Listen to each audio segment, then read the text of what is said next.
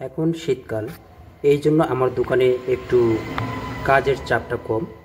এই কারণেই আমি আমার মেয়ের কাঁথা সেলাই করছি দোকানে বসে, মানে করব।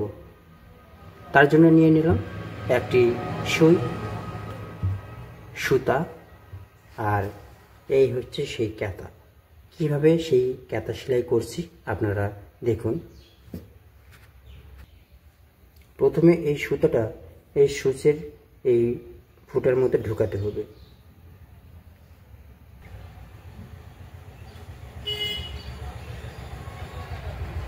ঢুকে নিলাম ফ্রেন্ড। আমি এখান থেকে শুরু করব। এই যে সুচ দেখতে পাচ্ছেন, এই সুচটি কী করবে,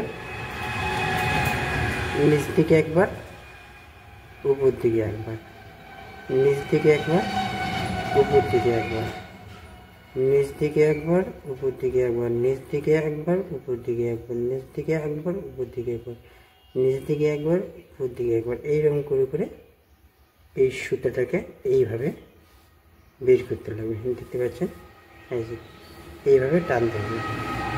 এইভাবে আমি আমার মেয়ের এই কাঁথা সেলাইটা করছি। সময় সকাল 8টা থেকে দুপুর 11টা পর্যন্ত কাঁথা সেলাই করে একদম কমপ্লিট।